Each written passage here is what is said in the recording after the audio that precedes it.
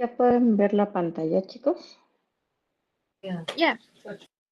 Va, perfecto.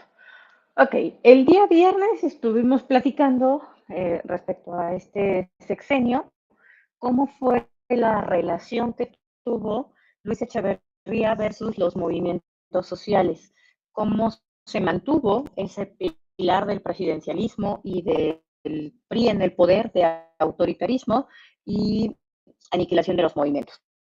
Platicamos particularmente sobre el halconazo, las guerrillas urbanas, cómo surgieron, las guerrillas rurales, y en su momento cómo a través de la guerra sucia, de esa lucha desigual entre militares y guerrilleros, se puso fin a los movimientos sociales, provocando con ello las consecuencias que platicábamos como a final de la clase, que tenían que ver con la cultura subterránea.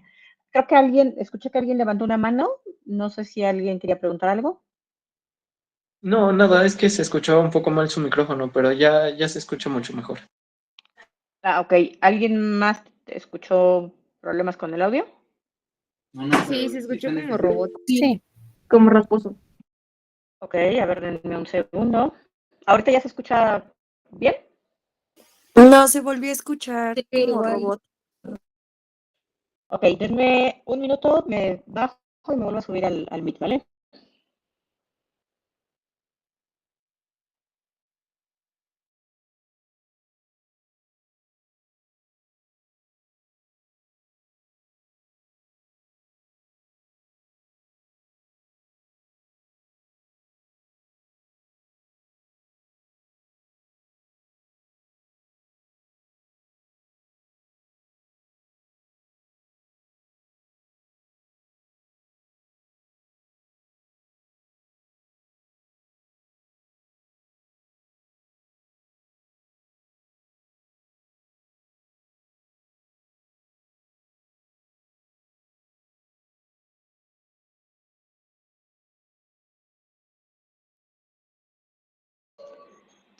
A ver, aquí ya me escuchan mejor. Sí, Se escucha maestra. mejor. Sí, profesora. Va, perfecto, una disculpa. Porfa, les encargo, cuando suceden este tipo de cosas o quieran comentar algo, abran su micrófono, porque en ocasiones sí puedo visualizar la pantalla, pero la mayoría de las veces no. Entonces, no sé si levantan la mano o escriben algo. Entonces, porfa, ayúdenme abriendo el micrófono, particularmente cuando son problemas técnicos, y obviamente eso impide que ustedes escuchen de manera correcta, ¿vale? Ok, entonces, retomando. Cerramos la parte de los movimientos sociales, de la consecuencia que trajo todo este autoritarismo sobre la sociedad civil y particularmente la sociedad joven o la juventud, que en su momento, durante los años 60, se mantuvo activa en movimientos. A partir de los 70, 72 más o menos, es donde empieza a reflejarse un poco las consecuencias del halconazo y poquito más adelante, casi al final de sexenio, las consecuencias de la guerra sucia y en general de todo el autoritarismo y toda la represión en los movimientos. Entonces trajo como consecuencia esta cultura subterránea, de la que ya platicamos y dimos características. Sin embargo, con esto no acaba el sexenio de Luis Echeverría. Algo que se da como primer, ¿cómo decirlo? ¿Alguien tiene abierto su micrófono por ahí? Escucho ruidos, ¿pueden checarlo, por favor? Gracias. Como parte de esas huellas que cada presidente dejó a lo largo de su vida política y de su paso por la presidencia, en el caso de Luis Echeverría comenzó a marcar esa crisis del presidencialismo. ¿Se acuerdan que cuando empezamos a ver el tema o el sexenio de Lázaro Cárdenas, hablábamos mucho sobre cómo se empezó a fortalecer el presidencialismo en nuestro país? Sin embargo, eso duró durante la consolidación del Estado mexicano, que fue entre el 40 y 58, pero después comenzó a tener ya las repercusiones por todas estas decisiones buenas o malas que se implementaron en las perspectivas políticas, económicas, sociales y culturales. Y particularmente en este sexenio, ese descontento social, sumado a la mala relación con los sectores clave que forman parte de la política del país, generó esta llamada crisis del presidencialismo. El poder se vio mermado por tres cosas particularmente. Uno, la mala relación que tuvo Echeverría con la CTM. Y recordarán que hace tiempo les dejé investigar a Fidel Velázquez, el líder de la CTM. ¿Quién sí investigó, más bien, quién no investigó sobre este personaje? Levanten su manita, por favor.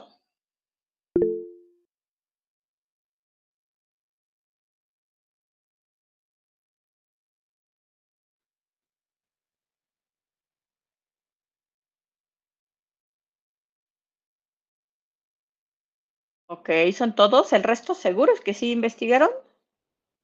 Porque voy a preguntar, ¿eh?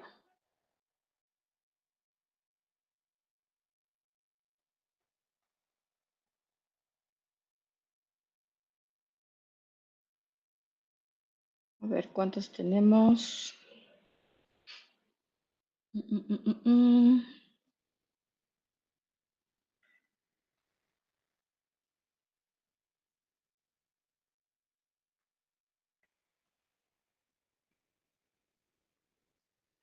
Ok.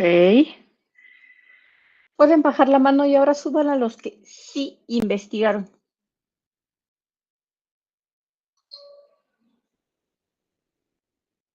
¿Cómo? ¿Verdad? ¿Cómo, maestra? Que suban la manita los que sí investigaron, los que sí hicieron la tarea.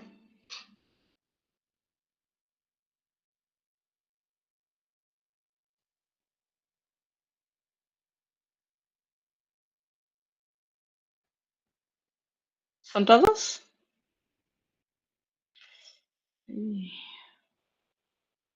Me faltan algunos ahí, la suma no me da. Dame un segundo.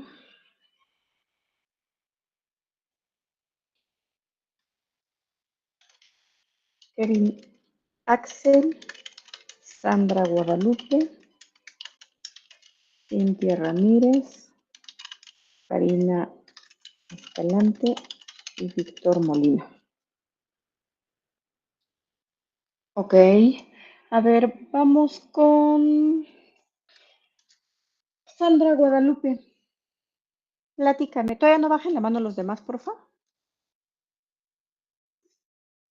Platícame, ¿qué investigamos sobre Fidel Velázquez?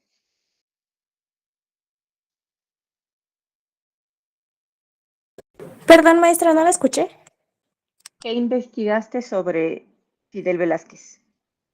Ok, bueno, pues algunos datos que encontré fue que fue uno de los fundadores de la CTM, como ya no lo había dicho, en 1936. Igual tuvo una relación muy cercana con distintos presidentes del PRI, o sea, su alianza era muy fuerte.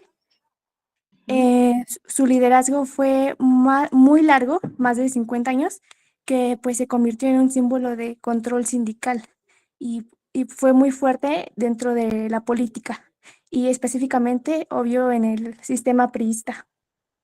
Ok, 4 de esos datos se los comenté yo en clase. ¿Qué marca la diferencia con la investigación o con su tarea?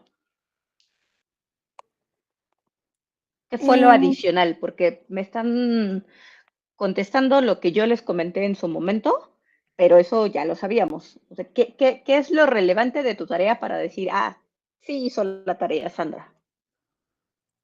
Bueno, otra cosa también que escribí fue que fue un aliado leal de los presidentes priistas, no se oponía a sus decisiones y pues a ¿Por qué? cambio de eso favorecía también a la CTM con recursos, contratos y poder político. También que pues ningún político podía ignorar a Fidel Velázquez porque pues tenía a su cargo millones de trabajadores afiliados y pues tenía una gran capacidad para movilizar las grandes masas. También Ok, era pero a ver, espera, pausa. Me dices que ningún político, ¿qué? Perdóname. que ningún político podía ignorar a Fidel porque tenía muchos trabajadores afiliados Ok, Y pues ¿y solo con que tuviera trabajadores afiliados era suficiente? ¿O cuál es la razón más de análisis? Acuérdense que parte del objetivo es sí que ustedes investiguen, pero que eso lo puedan analizar para que lo llevemos a los temas que estamos viendo. Hoy estamos hablando sobre la crisis del presidencialismo y retomamos uno de los temas que ya habíamos tocado en los orígenes cuando se fundó la CTM y que les dejé investigar sobre Fidel Velázquez y la relación que éste tuvo con el sistema presidencialista en nuestro país, el sistema político. Entonces, acotado a eso, ¿por qué razón tenía tanto poder Fidel Velázquez? pues porque también tenía fama de ser muy astuto, era muy disciplinado y conservador. Además, pues tenía también un gran peso político, ¿no? O sea, se le consultaban pues las decisiones más importantes del país, especialmente pues Ok, en ok. los... Me sigues dando las mismas respuestas como de investigación y no encuentro análisis. Vamos con el siguiente. Cintia Ramírez, por favor. Misma pregunta. De mis datos o... De lo que ustedes investigaron, contéstenme por qué Fidel Velázquez tenía esa relación con el sistema presidencialista en nuestro país que lleva a que la crisis del presidencialismo con Luis Echeverría se dé particularmente en este periodo. Bueno, según yo, él era como... Bueno, encontré como unas frases célebres que él utilizaba, que era una de balazos, creo que era balazos, llegamos y los votos no nos sacarán, como que él era muy arraigado a esa parte y es por eso que él tenía también tanto poder por las ideas que él tenía. Pero el que tenga ideas le da poder suficiente. Recordemos cómo se consolidó, cómo se formó el Estado mexicano entre los 20 y 40, cómo se consolidó el Estado mexicano al inicio de los 40 y hasta finales de los 50, que es la primera etapa del milagro mexicano, y luego cómo viene la etapa ya de generación de estrategias en el país que van a llevar al declive del modelo presidencialista en el sexenio de Echeverría. Pero creo que no con que tenga ideas es suficiente para que tenga poder. Según Pregunta yo, porque también Cintia. se ganó al... Perdóname. Bueno, supongo. Perdón, Cintia. Pregunta súper concreta. Pregunta concreta, respuesta concreta. ¿Por qué Fidel Velázquez tenía tanto poder durante el sexenio, durante los sexenios priistas hasta llegar al sexenio de Luis Echeverría? Bueno, según yo, porque también supo ganarse como que a toda la comunidad obrera, ¿no? Él fue el que ayudó también a hacer la Unión Sindical de Trabajadores, me parece. Y de igual forma también fue el que afilió o adhirió como tal la Federación de Sindicatos de Obreros. Bueno, yo puedo creer que por esa parte también se supo ganar a los obreros y tener tanto apoyo. Ok, gracias Cintia. Vamos con el siguiente. Kevin Axel, por favor, misma pregunta. Pues yo por lo que tengo es que más que nada era por cómo estaba constituida la CTM, donde básicamente se quedaban afiliados los que seguían como que el mismo ideal y cuando no seguían este caso, pues como que los sacaban o como que los hacían a un lado. Entonces, pues de poco en poco y bueno, y con todo el tiempo que tuvo en el poder, básicamente pues hizo que toda la gente importante estuviera con los mismos ideales a él y pues por eso pues y por la providencia del mismo sindicato pues tenía tanto poder. ¿Cuál sindicato? CTM. No era un sindicato. Ah, Vamos disculpe. con el siguiente. Víctor Molina, por favor.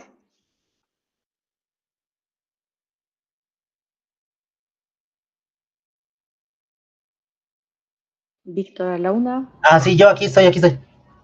Ok. Bueno, agregando de lo de Fidel Velázquez, algo que investigué, a mí se me hizo muy interesante, uno que decía que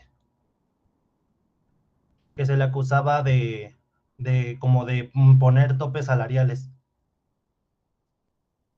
¿Y eso le dio poder durante el presidencialismo? No se me pierdan en la pregunta. ¿Cuál era la pregunta? Ok, pasamos con el siguiente.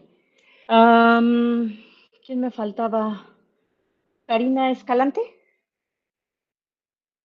¿Sí me escuchan? Perdón si Sí, se escucha adelante. hablando de fondo, ¿eh? Bueno, contestando específicamente a su pregunta, según lo que yo investigué, es que, bueno, yo encontré el dato de que se reelegía cada 6 años y, bueno, de esta manera como que ya él autoimpuso, digamos, un autoritarismo en la organización. Y pues ajá, o sea, también encontré frases célebres como que decían, ¿no? De si se mueven no salen en la foto. O como dando a entender como de, no sé, o sea, bueno, yo lo entendí como de, bueno, ajá, como mantenerlos a raya, digamos. Y era esto como de verlo de, el Estado te da el poder, digamos, pero, ajá, el Estado te da, pues, beneficios, ¿no? Entonces tú me tienes que dar un apoyo a mí. Y pues, bueno, creo que la respuesta sería como por eso tenía tanto poder, porque ella movía la CTM como si fuera suya. Ok, ¿y eso qué implicaba? Mm, bueno, que pues asegurar, no sé, tener el poder. Es que no entendí muy bien la pregunta. ¿Qué fue lo último que dijiste?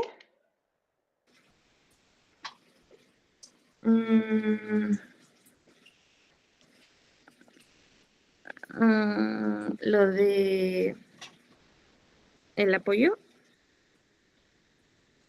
Ok, reestructuren sus opiniones. Acuérdense que una parte importante de la materia, uno de los objetivos que yo les comenté desde el inicio del semestre fue, uno, aprender a hacer análisis, pero para que aprendamos a hacer análisis necesitamos saber investigar, saber desmenuzar la información y súper importante generar conclusiones y poder transmitir esas conclusiones o ese pensamiento. Y esto desde diferentes perspectivas. La perspectiva escrita, que es parte de lo que hemos estado haciendo con tareas, con dinámicas, y la otra importante es la parte oral. Esto es mucho más fácil cuando estamos en una clase, porque se pueden soltar un poquito más rápido, sí tienen miedo, pero creo que hay un poquito más de confianza para poder mencionar o dar sus ideas. En esquema virtual es muy complicado por varias razones. Uno, porque no nos vemos, no saben ustedes, ni yo sé, si el que está del otro lado del audio está escuchando, está poniendo atención, está haciendo caras, está entendiendo, le está gustando, no le está gustando. Entonces es mucho más complicado. Lo entiendo, pero parte de poder preguntarles a ustedes o dejarles cosas de investigar es porque en algún momento las vamos a ocupar y no significa solo investiguen y tráiganme lo que investigaron, sino cómo ustedes procesan esa información.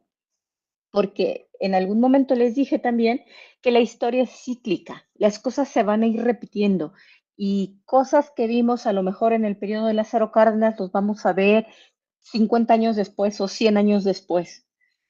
Y si nosotros no aprendemos a interpretar los resultados que tuvo, los efectos que tuvieron decisiones políticas, económicas, sociales, culturales, vamos a seguir cometiendo los mismos errores a lo largo de la historia. Y probablemente se preguntarán, bueno, ¿y yo qué? Soy un estudiante de licenciatura y ya, no tomo decisiones. En un futuro van a tomar decisiones y no tan un futuro tan lejano, porque en el momento en el que comienzan una vida social, empiezan a tomar decisiones que tienen repercusiones. Y parte de conocer la historia es no repetir los mismos errores y poder a veces incluso anticiparnos a los efectos que esto pudiera tener. ¿Sale? Entonces, Voy a cerrar el comentario. Por ahí tengo 2 manos levantadas. Sandra Guadalupe, pero según yo ya habías participado. Diego, no tenía registro de que hubieras investigado, pero levantaste la mano. ¿Tienes alguna respuesta a la pregunta que formulé? Nada más para cerrar ya este tema. Sí, hola profesora, buenas noches. Pues también Gracias. algo muy importante es que después de Echeverría con López Portillo, a esta persona se le dio la medalla Belisario Domínguez como un mexicano distinguido y también pues en las investigaciones en la CTM, varios miembros de la CTM ocuparon cargos muy importantes o cargos como, bueno, no muy importantes, sino cargos en el Poder Ejecutivo como presidentes municipales y al menos había 1 o 2 senadores que eran miembros de la CTM que, bueno, primero eran miembros y luego se volvieron senadores. Ok. Entonces, pues esto habla mucho sobre el poder político que tenía no solamente este personaje, sino el conjunto, toda la maquinaria como la CTM y por esa pues estrecha relación que había, ¿no? También había leído que eliminar como a todos los sindicatos y dejar la CTM como, hubo como una monopolización de eliminando todos los sindicatos y por eso también este hombre pues tenía mucho poder. Ok, gracias, Diego. Una precisión con eso. No, no se eliminaron a los sindicatos. Los sindicatos siguen existiendo. A la fecha siguen existiendo los sindicatos. Es un concepto distinto y en su momento cuando hablamos de la creación de la CTM no es un sindicato, es una confederación de obreros, de trabajadores. Entonces, todos los trabajadores, independientemente del ramo, podían afiliarse a la CTM. Podían ser sindicalizados ferrocarrilistas o electricistas y formar parte de la CTM. Entonces, no excluía la CTM a los sindicatos, ¿va? Adelante, Bruno, cerramos contigo. Pues yo la verdad es que, o sea, siéndole honesto, no investigué mucho sobre Fidel Velázquez, o sea, por eso levanté la mano en el aspecto de que no investigué, pero ya un poco puntualizando todo lo que han dicho, la verdad es que la CTM contaba con muchos trabajadores, entonces este poder podía recaer en la parte del padrón electoral, o sea, de la cantidad de votos que puedes mover, ¿no? Porque ya han comentado un poco todo esto de que Fidel Velázquez no era... una persona que era más como una centralización del poder de la CTM, o sea, como que tenía todo este poder, entonces él podía controlar los votos de estas personas. Al final de cuentas, el sindicato te dice qué hacer, ¿no? No era sindicato, precisión. Ah, sí, perdón, sí, no, disculpe, no, sí, o sea, bueno, es que el CTM es una confederación, ¿no? Sí, la Correcto, Confederación de Trabajadores de México. correcto, Sí, correcto. Sí, gracias, Bruno. Ok, insisto mucho en esto porque es muy común que se confundan. Uno con la CTM, pensar que es un sindicato, no lo es un monstruo mucho más grande que un sindicato. Y por otro lado, cuando empecemos a ver, ya platicamos un poco sobre el Sindicato de Trabajadores de la Educación, el CENTE, pero años más adelante vamos a escuchar sobre la CENTE y también hay una distinción. Entonces, por eso a veces hago precisiones y no es ni ser grosera ni nada por el estilo, de que no es sindicato la CTM, ¿va? Entonces, solo para que no lo olvidemos. Ok, cerrando entonces este tema. 5 personas investigaron, más o menos, o sea, sí la investigación se hizo y en verdad agradezco que lo hagan, que tomen en consideración esas cosas que dejo, no al aire, pero sí no como un entregable. A veces cuando somos estudiantes, si nos piden un entregable, lo hacemos. Si no nos piden, pues tendemos a no hacerlo. Y normalmente son cosas que no dejo de una clase para otra. Esto lo vimos desde hace un montón de tiempo, hace 3 décadas de estudio de la materia. Entonces, tuvieron tiempo, ¿no? Las 5 personas que fueron completamente sinceras y dijeron que sí, y en la participación lo comprobamos de alguna manera, tienen un punto adicional. Obviamente tienen su asistencia de hoy, ya recordarán que pasamos la asistencia de formas distintas, hoy tienen su asistencia doble, tienen un punto adicional sobre tareas Y las últimas dos personas que participaron, Diego, Bruno, que si bien no investigaron, obviamente no van a tener ese punto adicional, pero sí tienen su doble asistencia de hoy. ¿Va? Bruno, particularmente comentaste a lo que quería llegar y creo que en su momento muy sesgado se los comenté cuando les dejé investigar de Fidel Velázquez. Y cuando les dije que la CTM se iba a convertir en ese aparato de Estado, y no por ser solo la institución, sino por la persona que la estaba liderando. Fidel Velázquez, sí, en efecto, era un político astuto, disciplinado, conservador y todos los calificativos que pudieran colocarle, dado que venía de la escuela priista y del sistema político mexicano. Pero lo que sí tenía muy marcado es que era el personaje que podía hacer ganar o perder al propio partido.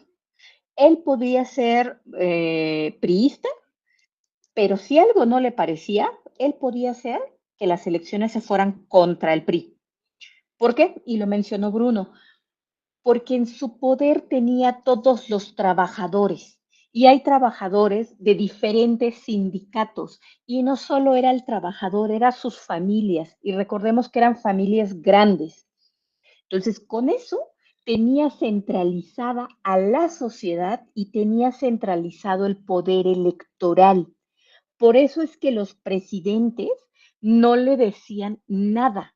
Él podía obtener de alguna manera beneficios que favorecieran a los trabajadores, no siempre en las mejores condiciones, y precisamente en este periodo con Luis Echeverría, la mala relación que tuvo Echeverría con Fidel Velázquez hizo que la CTM amenazara con huelgas a nivel nacional. ¿Y ustedes se imaginan lo que significa huelgas de trabajadores a nivel nacional?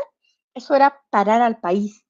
Y de alguna manera también forzó al gobierno a aceptar aumentos salariales, que obviamente con todo el tema del crecimiento de la burocracia y demás cosas a nivel económico que se hicieron, acciones que se tomaron, esto generó inflación y eso provocó que fuera un tachecito más para el gobierno de Echeverría, pero fuera una palomita más para Fidel Velázquez, porque eso significaba que tenía en la mano el poder absoluto del presidente.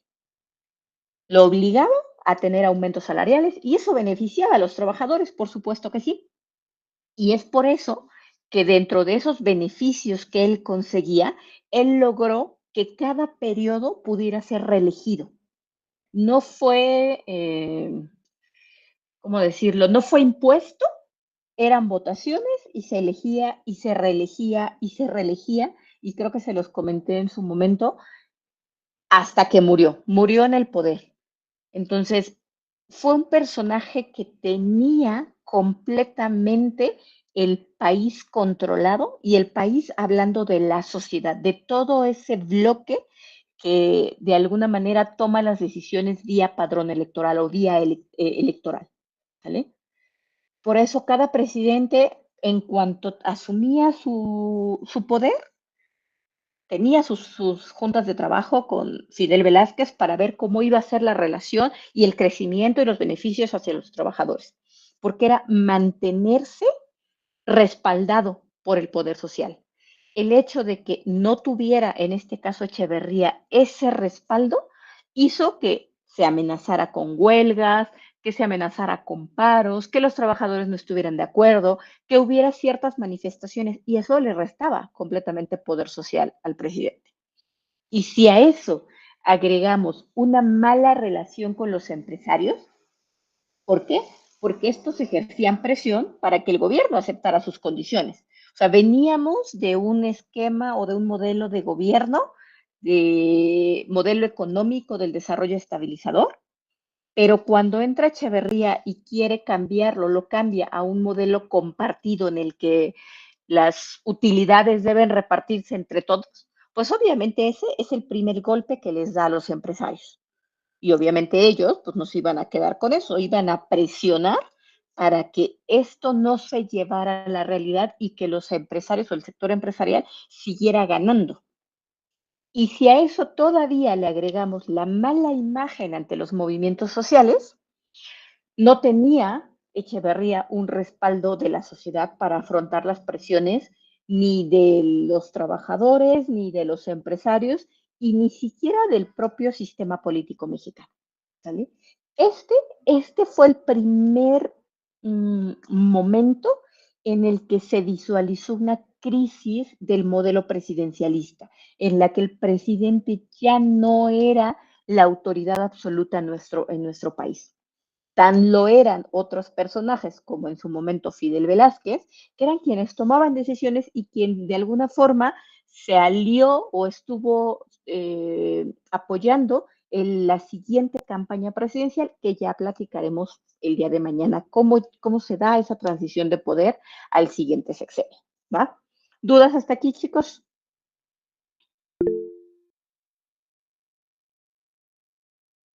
¿Alguien? Sí, yo sí. Creo, igual la semana pasada hice como la pregunta, pero es que aquí me llama mucho la atención igual que pues Echeverría quería justamente, ¿no? Que se compartieran las ganancias o se dispersaran de manera como más equitativa, pero al mismo tiempo, pues, había estos movimientos sociales, ¿no? Y esta represión, ¿no? O sea, ¿por qué si como que uno de los estandartes era, de hecho, ni siquiera un estandarte, ¿no? Ya impulsaba la generación de esta distribución de la riqueza y seguía habiendo toda esta inconformidad, ¿no? Y al mismo tiempo, pues, esta represión. O sea, como que no, no logro visualizar el por qué, ¿no? O sea, es como, se contraponen las ideas, ¿no? Porque como que ponen el tablero la lucha de clases y al mismo tiempo, pues, ahí está toda esta represión, pero no solamente la represión, ¿no? Los motivos por qué también se manifiestan, ¿no? Claro, y de hecho era parte de lo que les comentaba cuando empezamos a ver Echeverría y un poquito al final de Díaz Ordaz, esos contrastes. O sea, por un lado es el discurso de gobierno en el que vamos a repartir la riqueza, en el que todos vamos a estar bien, en el que el país ha crecido, ha habido un milagro mexicano y la economía ha estado bien, pues ahora toca repartir. Pero por otro, golpeas a este sector social. Y eso se dio en muchos de los discursos políticos. Por eso es que el estudio del sistema político mexicano es tan interesante, porque se contradice entre ellos mismos. O sea, se contradice en una política social de gobierno y por otro lado reprimes a la sociedad. Entonces, o sea, le pegas, pero la sobas o cómo. Por eso es como un poco complicado a veces entender cómo es que se tomaron las decisiones durante cada sexenio de gobierno.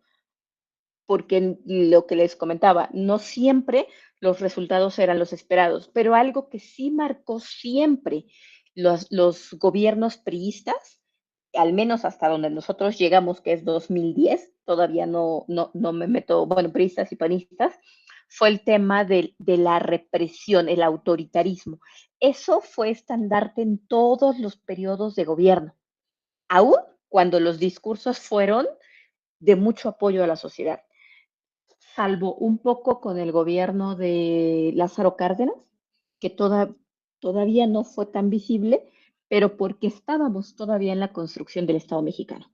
¿Sale? Entonces las condiciones fueron distintas. Pero sí, entiendo completamente esa incertidumbre, Diego, y en general yo creo que del grupo de, pues, ¿por qué de un lado un discurso bastante amigable, pero por otro, pues, los estás desapareciendo, los estás matando, ¿no?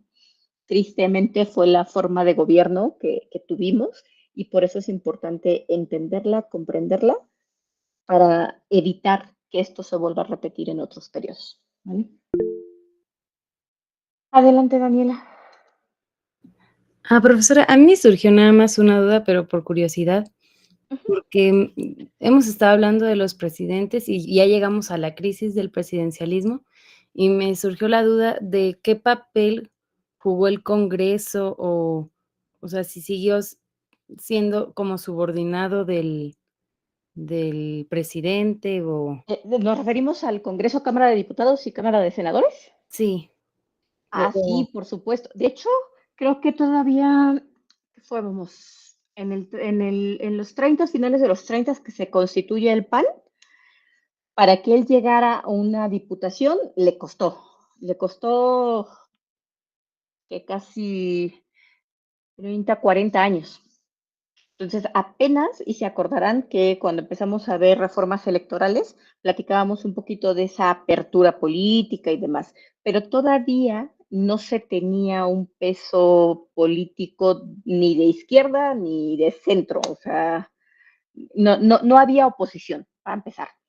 Y eso hacía que si la gente votaba por el presidente, por el PRI, pues votaba también por el PRI para las cámaras. Y era completamente autoritario y todo lo que se impulsaba en iniciativas se autorizaba en el Congreso. O sea, pasaban de facto sin problema. Entonces, todavía no llegamos a ese momento de la historia en el que comienza a tener un peso político el Congreso. Todavía estamos en ese autoritarismo total. O sea, esta crisis empezó siendo más social, por así decirlo, que de poderes.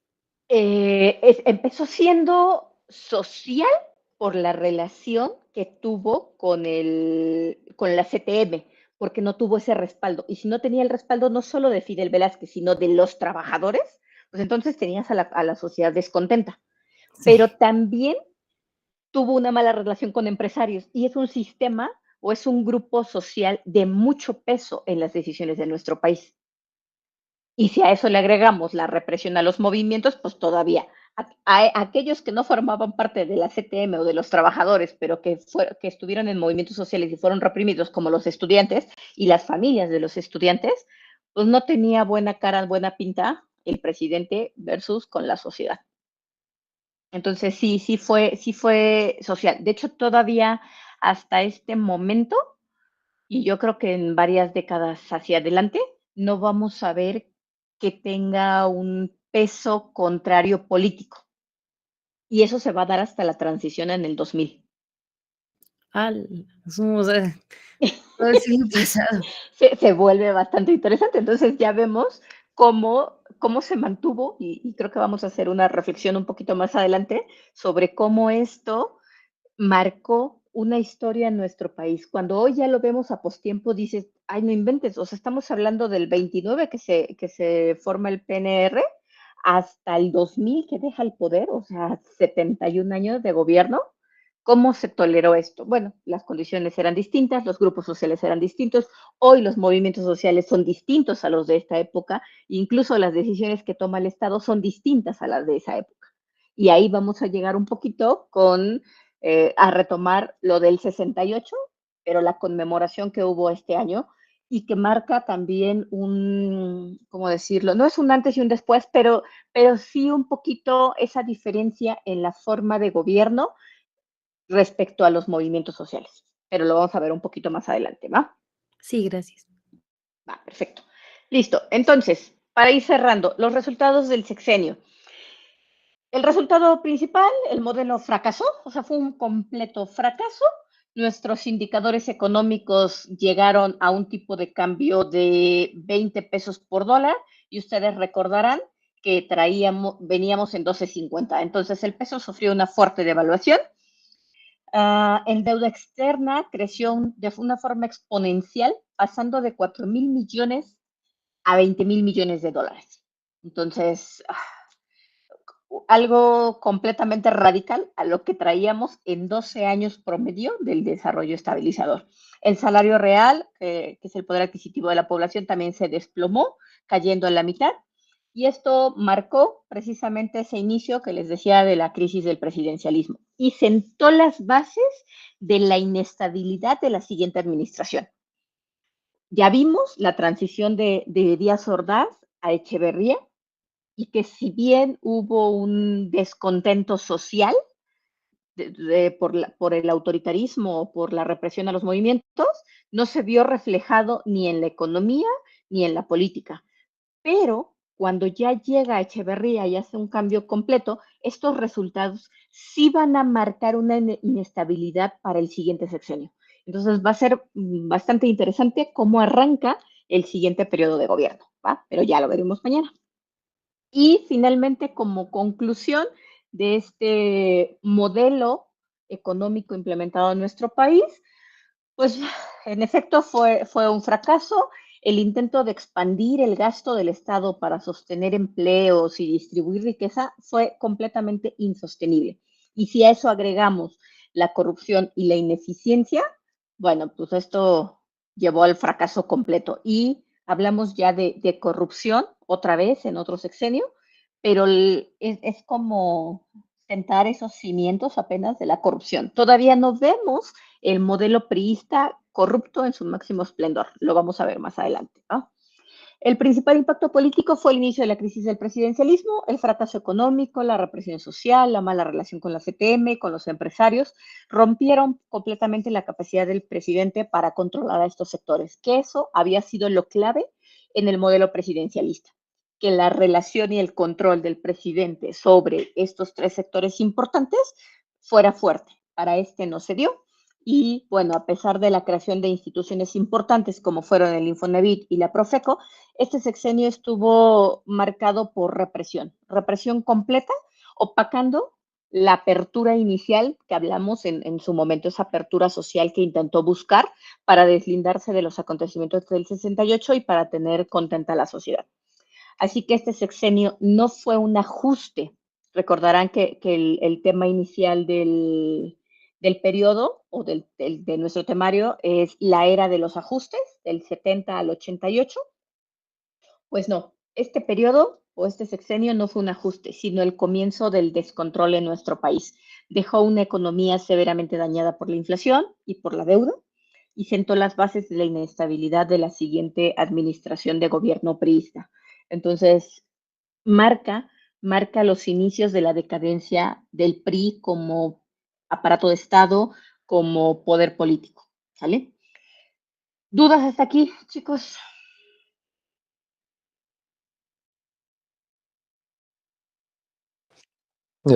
Yo, Adelante. ya que comentó todo esto, quería saber si para usted es de los peores sexenios pues sí, en la historia de nuestro país. Ay, es que, bueno, si la pregunta está formulada así de los peores, eso me implica que hay varios, y sí, por supuesto, que es de los peores gobiernos, pero yo creo que no fue el peor. Todavía hay otros que nos falta ver. Sin embargo, no todo fue malo.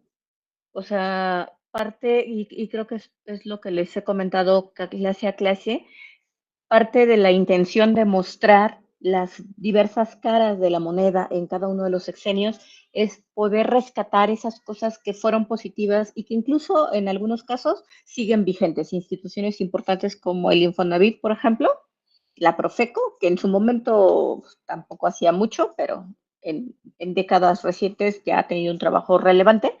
Creo que sí hay varias cosas rescatables, pero si tenemos que poner en una balanza qué pesó más, si lo positivo o lo negativo, considero que lo negativo sí tuvo mayor peso en este periodo y eso llevó al fracaso del sistema político mexicano priista.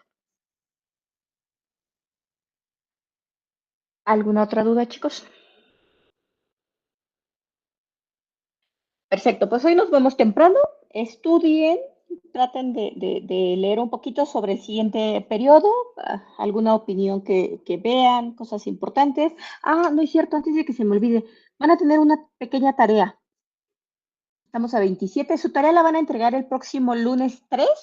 Todavía no la subo a Moodle, yo creo que mañana la estaré subiendo, pero les anticipo, es una opinión, no tiene extensión, ojo, mismo formato, Arial 11, interlineado sencillo, etcétera, lo que ya sabemos, sobre, para cada uno de ustedes, ¿qué representa la tradición del Día de Muertos?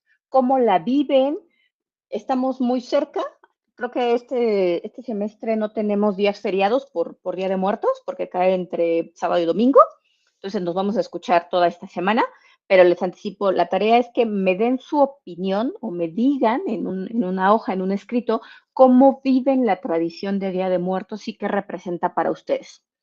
Véanla desde diferentes aristas, político, económico, social, cultural, el que ustedes quieran. No voy a evaluar, no va a tener una calificación de, ay, porque me puso solo lo cultural, tiene 10, o porque solo me puso la perspectiva económica, va a tener 5. No, o sea, va a tener una calificación de 10, tan solo porque entreguen esa opinión. Pero quiero conocer de ustedes cómo viven esta tradición, porque es una de las más importantes de nuestro país y la vamos a retomar un poquito más adelante, ¿va? ¿Dudas? No, profesora. No. Todo bien. Va, perfectísimo. Entonces, descansen, chicos, pasen bonita noche y nos escuchamos mañana. Gracias, hasta luego, Linda.